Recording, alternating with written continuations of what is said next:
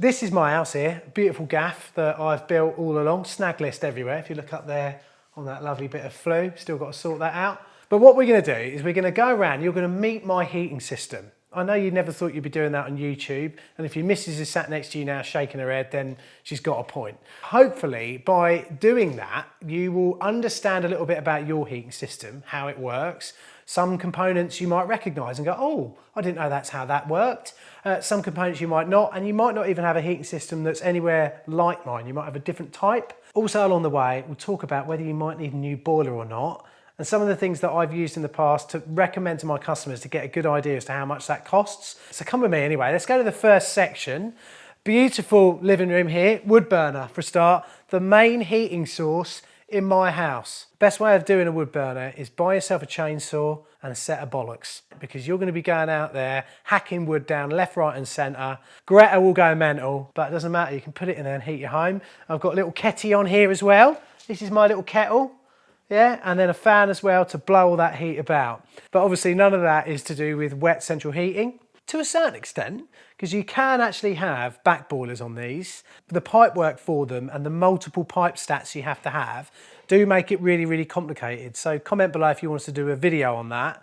So let's firstly meet the beating heart, the heat beast of this whole heating system. We're out in the country here, so we run on oil, all the way from deepest, darkest Siberia. Or it used to be anyway. Now we ship it all the way from the United States so we can offset our carbon neutrality rather than digging it up ourselves out of the North Sea, which is actually a lot more carbon efficient. But hey, there we go. I also own a tuk-tuk. So here's my lovely old boiler. Look at that. I mean, look how clean she is. So this is an oil boiler, and if you're looking to see whether your boiler is gas or oil, if you've moved into a new place, the one way of knowing is mainly oil boilers are generally mounted on the floor. You do get wall mounted ones, but the one thing you'll be able to notice is this box down here. That will denote that it's an oil burner. I've had an oil boiler all my life. I've serviced millions of oil boilers, and I also used to do loads of gas work as well. I did commercial gas, so I did boilers and serviced them. They were big enough for you to actually get in them. One time I was at a place called Girton College in Cambridge, a ladies' university hall. Absolutely great place to work, especially when you're in the loft looking down at them. Anyway, I can't put that in, can we, Max? Jesus Christ. I got in one of the boilers to service it because I was an apprentice then, and like, you know, they made you do all the sort of dirty, horrible work. I got in the boiler and I found in the boiler chamber 2 backhoe spanners, and I still have those spanners to this day. I still use them. That's the boiler. I mean, are we doing a thing about heating, or are you just getting pearls of wisdoms for some old moody git? So this old boiler here, it's probably about 10 or 15 years old. As it's an oil boiler, they do tend to have quite a long life because they're made of nice thick material. But there is a downside to that. They are also incredibly heavy. So if you're ever going to take one of these in or out, then you're going to know about it. Some of you may want to know, do I need to get a new boiler? Am I at that stage when my boiler is going to die and it needs to get sorted out? A couple of things I'd say that might point to the fact that you do. Number one, efficiency. That is the main reason I change boilers for my customers. Are their boilers burning through loads of gas or loads of oil? Is their flue temperature above 100 degrees? Because most new boilers will have a very low flue temperature, even though there's the same heat input at the bottom, which shows the improvement in technology for extracting heat from a flame and putting that into the water, and therefore heating the house and also the hot water. Are there leaks? Does the boiler make loads of noise? Is there smoke coming out of the flue? Things like that, you should start to think about buying a new boiler. Now, the one thing that really annoys me is that people don't put small amounts of money away to account for the moment when that boiler goes wrong, because it's not a cheap thing and you need to be ready for it. But fortunately, you can get finance on new boilers, and they're really, really competitive. Warmzilla offers finance on boilers. Now, if you're watching on your laptop or computer at the moment, get your phone out and we'll do this together, okay? Go to warmzilla.co.uk. What type of boiler do you have? So if you've got a combi, you know you've got a boiler on the wall, probably in the kitchen. When you open the hot taps, you get instant hot water coming straight from the boiler. You don't have a big tank like I have or anything like that. It's all within the boiler itself. You have a system boiler, but things like the expansion tank, the pump are all within one box. They're not spread out like they are with my system here up in the loft. You've also got regular, which is an old type system where we have a plastic tank up in the loft with a ball valve in it. That probably means you've got a regular system. And we've also got back boiler, and you can go on here, is your boiler working? Let's say it's an emergency, and we're going to say no, it's not working. Where is your current boiler located? Let's give them an easy one and whack it in the kitchen. Would you like to move the position of your boiler? So the reason they're asking you this is because that's going to affect their quote. If you want to move the position of the boiler, they're going to have to account for the extra work, extra pipe work, and all those things when they come and do the job. But let's just make it easy for them and say, no, we're going to keep it in the same position. What type of home do we live in? Well, here I'm in a semi-detached. I've got 3 bedrooms. I've got 2 bathrooms, lucky me. Where does the flue come out? Wall or roof? Wall is going to be cheaper, roof is going to be more expensive. That's more flue components to get up there. That's why they're asking you these questions. So we can go to the wall. How close to the ground is your flue? Less than 2 meters or more than 2 meters? Important because of access for the engineer when they come to do the work. Let's say it's less than 2 meters, a standard flue. And then these are really important. How close to another property is your flue? Less than 1 metre or more than 1 metre? That's important because we have regulations in the United Kingdom about firing flue gases onto another property. We don't want to do that. But we're going to say more than 1 metre because it's easy.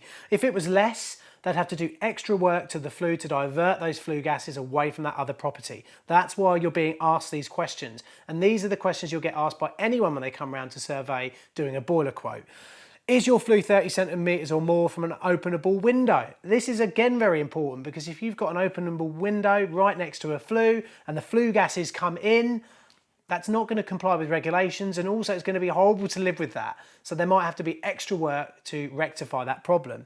So let's say no, it's all right. Is your flue within a carport, under a balcony or any other structure? You notice they're asking a lot of questions about flues here because that is where most of the regulations and things that we have to tweak and do on new jobs lie. And if it was under a carport or under a balcony, we'd have to do some sort of remedial work to make sure that it was compliant with the current regulations. Let's say no, because it's a nice easy one. Then we get thank you, survey complete.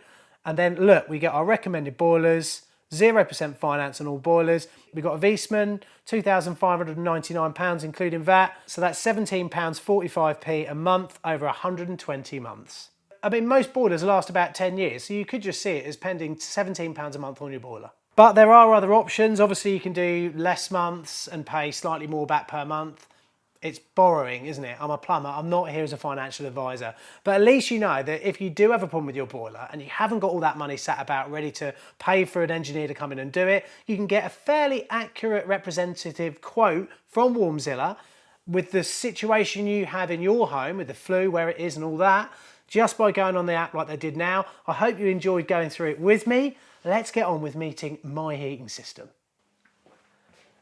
And it's not a combi boiler. How do I know it's not a combi boiler? Well, number one, I obviously fitted it, but we have a hot water tank, and that's the next place where we're going. Most of you will think that the hot water tank will be in the airing cupboard, but no, not here. It's in the loft. Let's go up and have a look. And I'll introduce you all to these lovely radiators in a minute because they all have an individual story that they find very interesting. Look at me going up these stairs.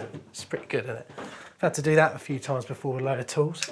So first thing, the airing cupboard used to be in here. Everyone recognises this bathroom from the series that I've done that isn't finished.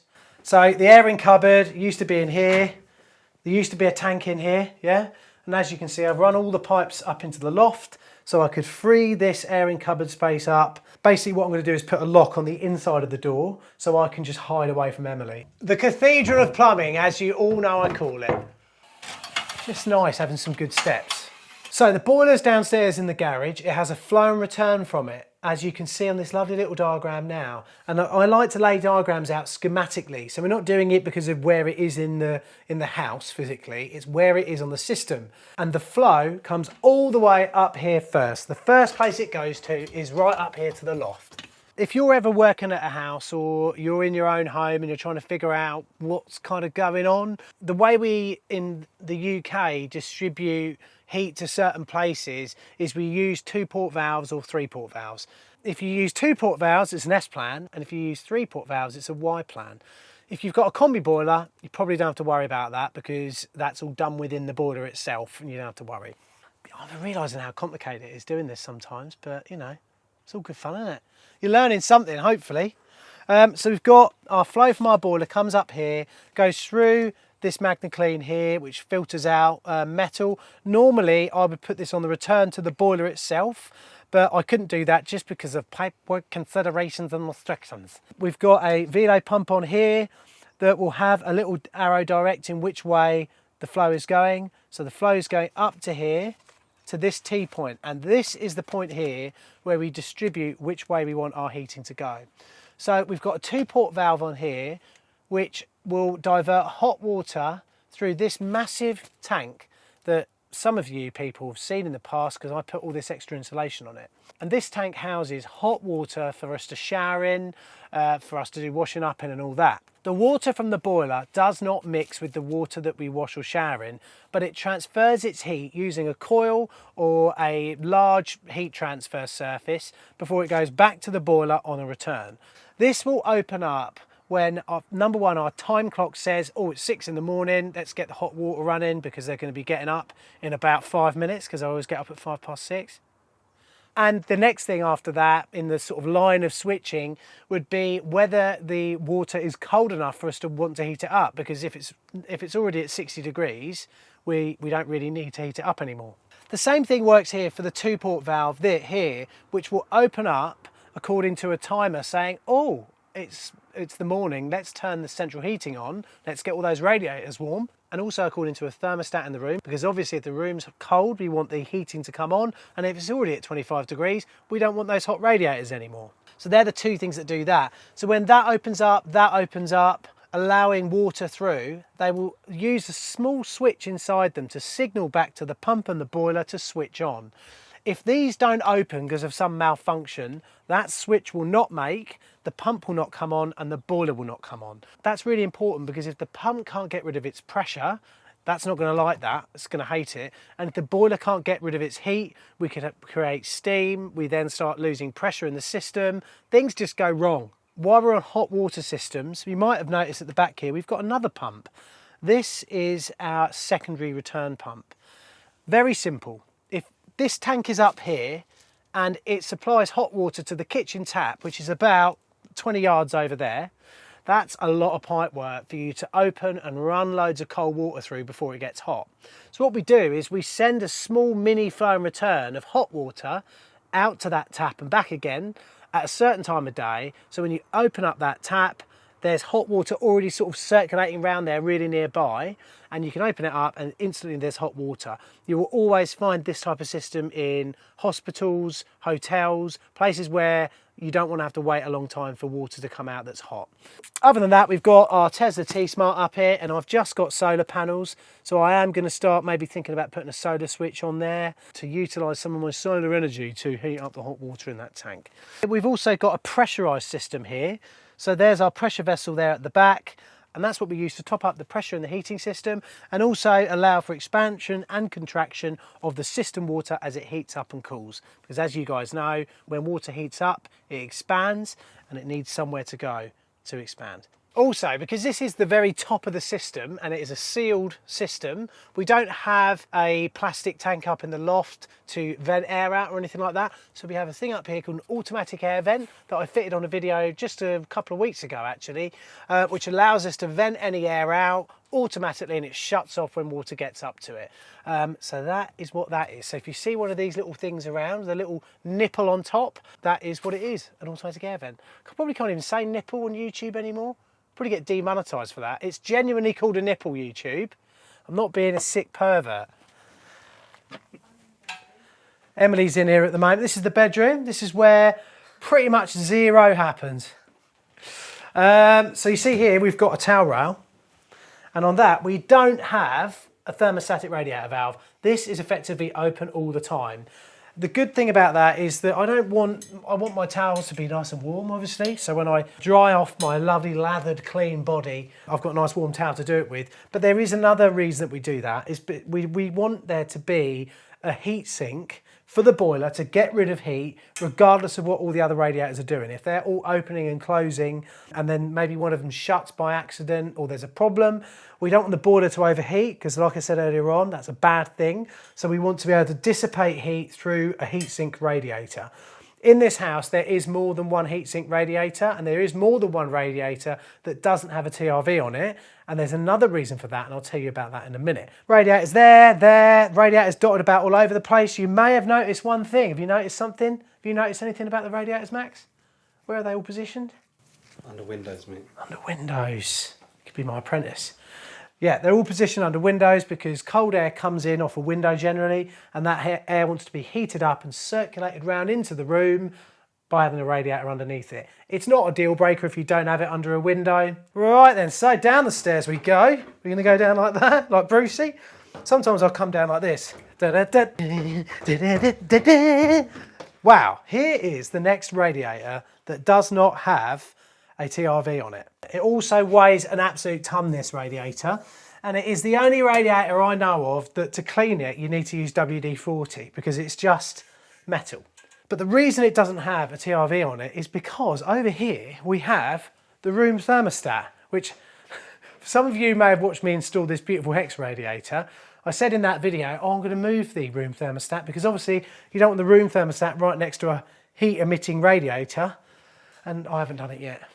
That's just how it is. Also, this one down here doesn't have TRVs on it. Because if you have your room thermostat like this, with radiators with TRVs on it, what happens is they start to try and fight each other. So this is trying to get to 21 degrees, that is set to 20 degrees because it's got a TRV on it, then that shuts down, this never attains the temperature it wanted to, and therefore it never shuts the heating off. So what I would say in a room like this, is quite a sort of large open plan room, have some radiators with TRVs on it, like that one there, and that one there that you guys watch me fit, and then some that don't, all right? Sometimes it's all a bit of a balancing act. Now, another thing, I'm going to get my screwdriver of truth here. We're going to go into this beautiful toilet, which I know a lot of you have watched me fit this. I mean, you're going to love it in here, right? Look at that, toilet opens up.